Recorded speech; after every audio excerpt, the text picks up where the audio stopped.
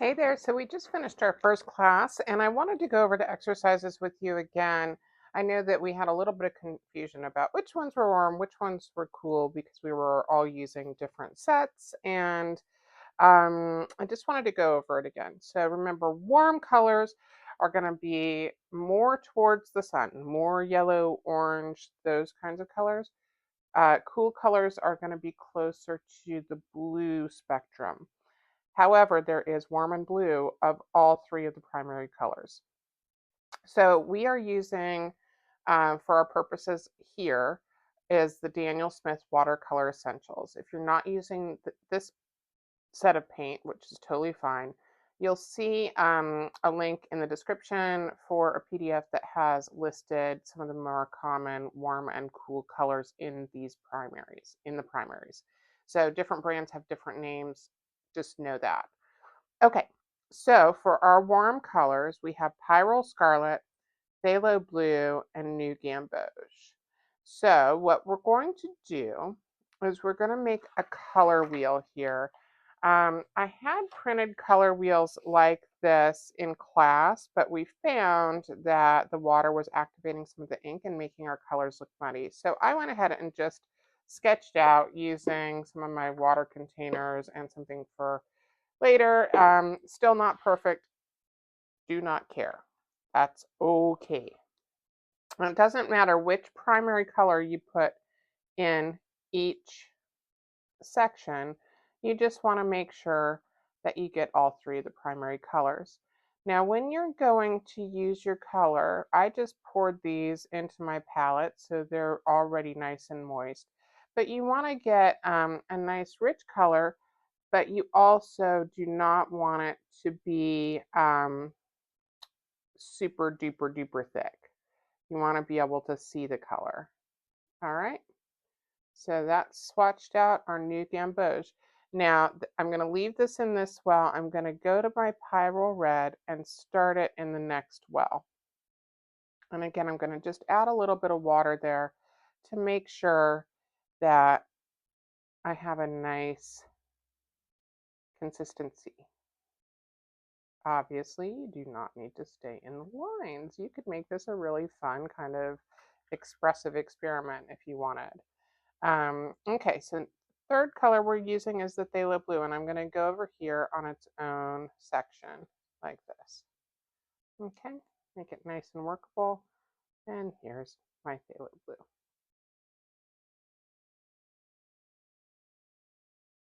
I'm not using a very big brush, but I'm not using a tiny brush either. Do not get your liner brush out for this. This is actually probably smaller than I should be using. So use a decent sized brush here. Okay, so now we are going to work here. We're going to take our scarlet in about equal amounts as our phthalo blue, and we're going to make a purple. So I'm going to take a pile of this phthalo blue here, and I'm going to grab a little bit of this scarlet, and a little bit more of the blue, until I think it's about half and half. Let me see, I just dropped a little bit of water in there to make sure that my consistency was good. And so what we're getting here is kind of a neutral purple, really. Um, it's going to be a really effective color for things like shadows. So now I want to take on one side of this pile some more of the red, and I'm just dipping it in the red that I have on my palette here and soaking it into my brush and bringing it over and mixing it. Okay. So we're going to put that closer to the red side because it had more of the red in. Pyrrole Scarlet. Right. Now let's do the same thing on the other side. So we're going to just soak up some of this phthalo blue and put it into our mix. So we have a more blue concentration of this mix.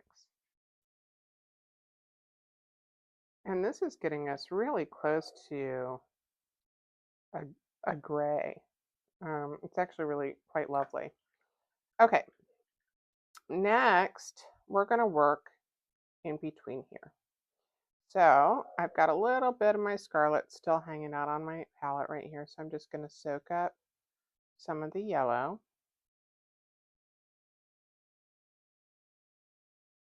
Until I'm satisfied it's about half and half.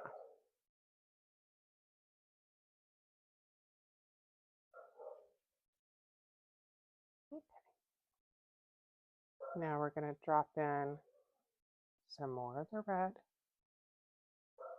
on this side.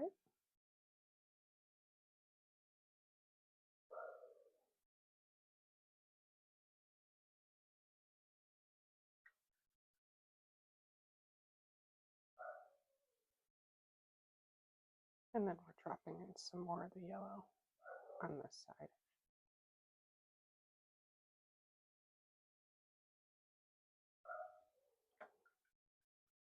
Okay, so now the only thing we have left to work on is between our phthalo and our new gamboge. So again, we're going to mix about half and half here.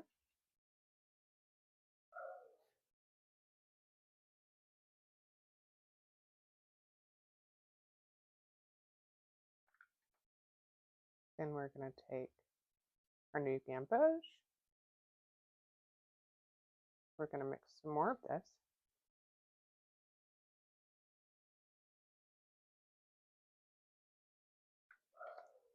And then let's take some more of our blue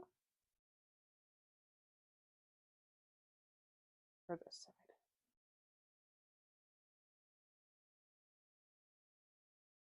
Okay. So now what you want to do is go ahead and label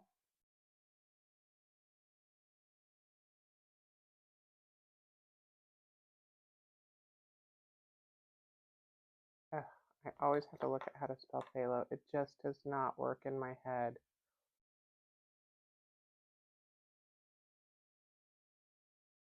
All right, and then we have the new gamboge.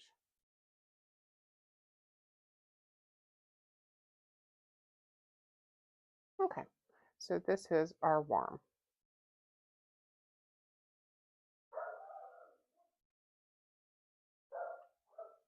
Okay, so we have our primaries labeled, and we know that this is our warm palette, and this is what we're going to get as we paint warm. Okay, so I'm just changing out my water as we're changing temperatures.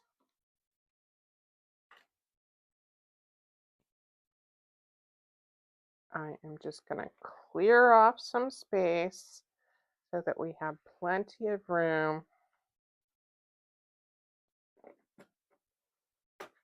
So this is just a tip, but whenever I retire a towel from rotation in the house, I cut them up and I use them in the studio to save paper towels, really, because they're bad for the environment and they get messy, right? So and expensive.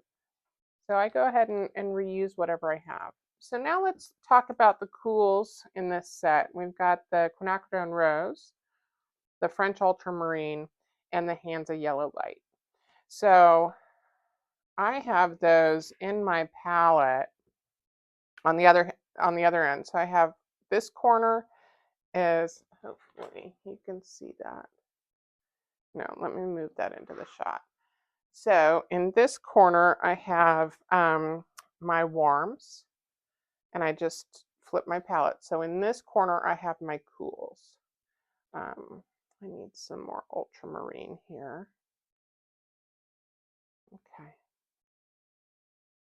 And then I have my quinacridone rose and my Hansa yellow light. I'm going to just do a little fresh here because it does look like it got a little muddy. Okay, so we're going to do exactly the same thing that we did with the worms. So I'm going to take the Hansa yellow light,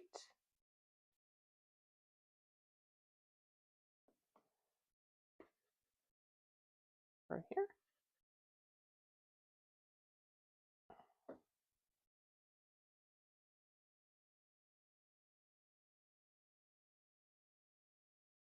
So when your watercolors dry, just reactivate them with a little bit of water, either from your brush or a spray bottle, and you will be all set. So next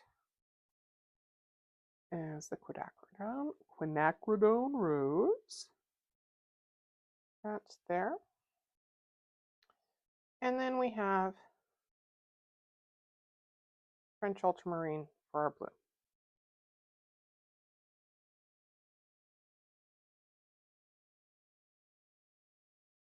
Since I have some of this blue on my brush, I'm going to go ahead and pop it up here and then come over to the side and suck up some of this yellow.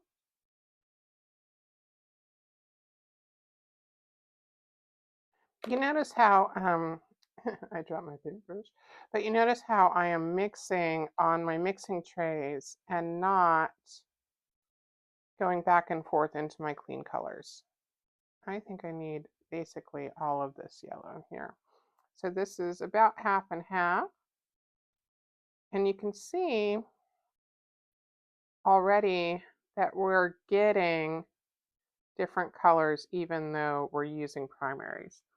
So I'm rinsing off my brush well, getting a little bit more of that yellow, and we're going in here for a more yellowy mix. And again, rinsing the brush, grabbing some more blue so we have a more bluey mix.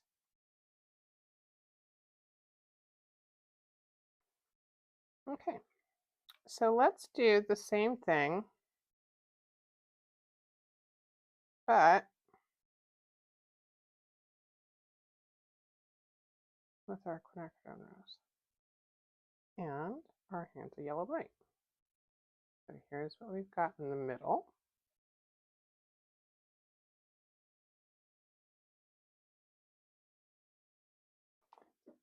And we're gonna grab a little bit more yellow.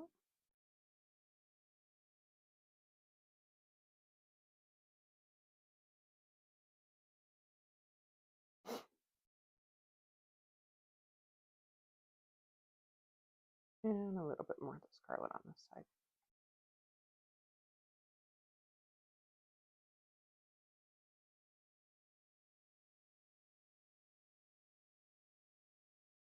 Okay, now we're gonna do exactly the same thing.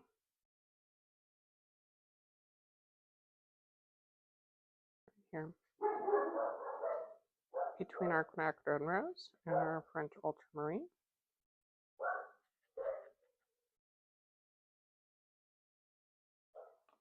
Okay, and we'll do a little bit more on the scarlet side, a little bit more.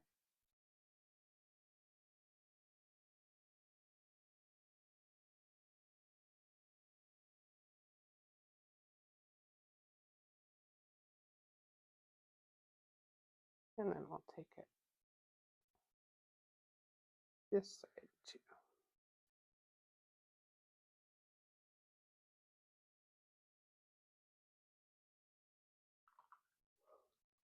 Okay, so we know this is Daniel Smith, and this is Cool.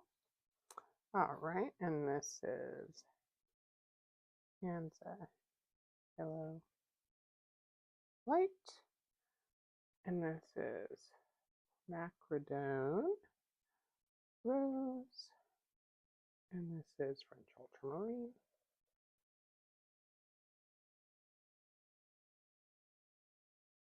Okay, so now we have our basic color wheel.